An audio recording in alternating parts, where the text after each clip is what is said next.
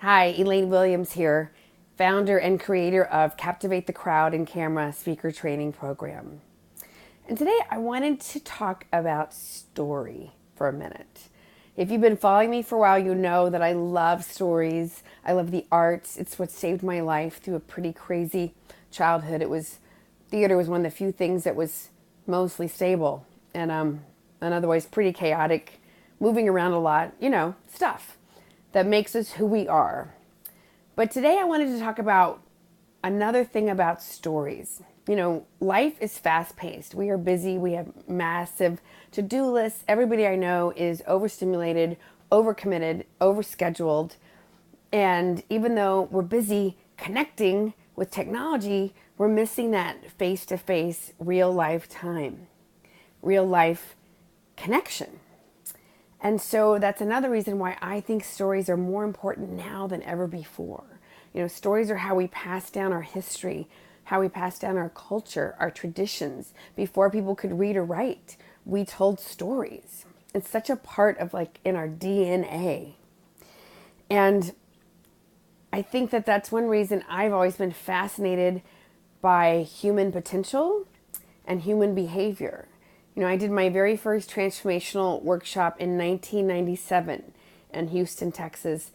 I did the Landmark Forum, and I'm truly grateful because I had a huge awakening and was able to forgive some people in my family. And it was a huge line of demarcation in my healing and my journey. And I'm pretty sure I would be dead if I had not done this work.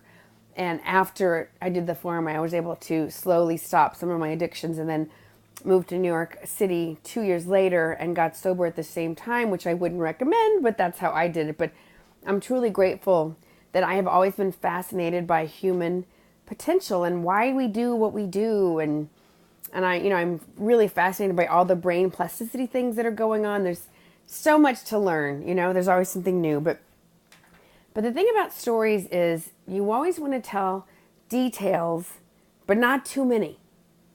They say God is in the details. And if you think about it, if you're just telling a very basic thing, like there were 3 bears, there was a mama bear, a papa bear, and a baby bear, and they were just walking through the woods, and then they ate some porridge, the end. It's not a very riveting story. I left out a lot of the fun details, and you did not get emotionally connected, right? The details are how we start to care. Right? There's a TED Talk, I forget the guy's name, but he talks about, he's like a famous movie director, and he says, make me care. And, I'm not much of a TV flipper, or I don't really watch a lot of TV, but, sometimes when I am with people and they're flipping the channels, what stops you is something that really grabs your attention, that you're suddenly intrigued in, that you care about. And there's nothing worse than having to sit through a horrible movie or speaker or TV show where you just didn't care. They didn't create enough oomph. They didn't paint the story vividly. The characters weren't acting or directing correctly, or they weren't written. There's so many factors. It really is hard to make movies and TV. There's so many factors that go into it, but ultimately we have to care or we're not going to get emotionally engaged, right? So I'm going to give you an example. I have been going to some network things lately, and I am a little bit ADD, and sometimes I get a little overwhelmed, and I can still be a little bit nervous at times. And I went to this breakfast meeting a couple of weeks ago, and there were some people that I knew that I didn't expect to see, so that was a pleasant surprise. And then there were quite a few people that I met for the first time. And one of the guys was there, and he was kind of funny, and he was kind of cracking some jokes. And I didn't really understand when he told me what he did. I was like, okay, I couldn't really put it in any kind of category. And then I literally, what we do as humans, we go, okay, I'll just file that somewhere else and go on about my day. And then I connected with some other people, and then I didn't really think that much about it. I guess I kind of just put him in that category, like the back attic closet. And then he followed up with me, and we actually had a call. And I was laughing because I hadn't totally underestimated him, but I just hadn't really thought much about him. And then once I got connected with him on the call, I was blown away at this guy and his story and all the things that he's done and all the things that he's doing now. And, I just thought it was such a great lesson to me, because so many times I think we make these snap judgments because it's how we've survived. Oh, there's a saber-toothed tiger. I need to run. Is this person safe or not? Stranger danger. Like, our brains are constantly making assessments and judgments. It's how we've survived. It's part of our human DNA. But what I love is when I'm wrong, and I was pleasantly surprised. And this guy had an amazing story. And that's my point. Like, everybody has an amazing story. We just have to find it sometimes. I love it when clients come to me and they're like, my life is boring. I don't really have anything that exciting like you, Elaine. And then I'll just ask them some questions. And 20 minutes later, we're both crying at the story they told me about blah, blah, blah, that they forgot about. I think that everybody has an extraordinary story.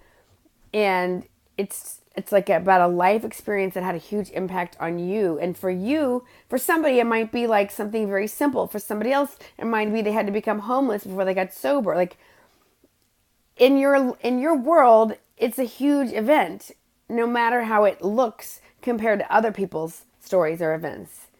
It's all relative, but I just love that. So when you can hear somebody's story, that's usually what makes you care, Sometimes you just need to hear a few details and it's like, wow, tell me more. So I just thought that was a great example of like meeting this guy and just kind of thinking, okay, whatever. And then he followed up with me and I was like, wow, great story. Great story. And then there's another story. I've lived in this house since 2004. Crazy. And for years, I kind of knew my neighbors, but I was always working a lot and traveling a lot. And they were always sweet and nice. And they would go to Mexico to scuba dive and different things. And then a couple of years ago, or a year and a half ago, the guy in the marriage, Bob, was in a horrible accident. And although he's lucky to be alive, like, it has been one thing after another. And it's been very inspiring to watch his wife. She's just been there for him. And they've been through so much together. And he's had like a million surgeries and he's still, in rehab. And, he's just been a trooper. And I've gone to visit him from time to time. And although I've been incredibly sad for him, I've been grateful that I've gotten to know him better. And I found out that he was a cameraman for Fox News for like 30 years or maybe longer. He was a cameraman when they still shot the news on film and they had to edit it. I mean, can you imagine the work that must have taken? I mean, so he has these like amazing stories, and he was sharing with me about what it was like during 9/11 and how really horrific and moving all at the same time the whole experience was. And another great example of like a really poignant story. And the reason I'm pointing these out to you is because, to me, that's how we find our humanity again. That's how we claim ourselves as part of the human race. I don't know about you, but life is so busy. And sometimes I get so caught up in the doing and the doing and the doing. And I did this, and this, and I got to make this happen and this happen. And, I have several business. I mean, there's just a lot to do. And I don't even have kids. And I think it's easy, especially in a densely populated area, to lose your humanity. People don't hold the doors open because you'd be there forever. People are constantly honking if you slow down to turn into your driveway because it's too steep. I mean, there's a sense of like, get the heck out of my way. Let's go, let's go, let's go. And I can be like that too. And so that's another reason I just love stories. Can help us slow down and bring us back to like what's really important. What's really important is, can I connect with another human being? Can I share a moment? Like, to me, that's a million times more important than like, did I check everything off my to-do list today? Did I have a moment with somebody? Was I kind to the person at the grocery store? Did I make a joke with the guy at the bank or at the pharmacy or whatever? Did I look people in the eye and say, thank you? Even in New Jersey and New York, you can still say please and thank you, even if you can't hold the door open for everybody at Port Authority. Like, to me, those are the moments that we all crave. And that's what a good story can do. It can slow you down. It can even stop you. And so that's one reason I love helping people with their stories. And what might be sort of boring or mundane to you might be riveting to the rest of us. So that's my take on stories for the day. I love them. I will always be reading and telling stories and writing them until the day I die, because that's what makes me tick. So I hope that you got something out of this. I love making these videos. I really enjoy it, and I hope that you are enjoying it as much as I am. So quick recap: God is in the details.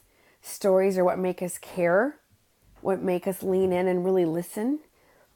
And, a lot of times once we know a person's story, the whole world can shift. So thanks so much for watching. My name's Elaine, and I hope to see you on stage or screen soon. Bye for now.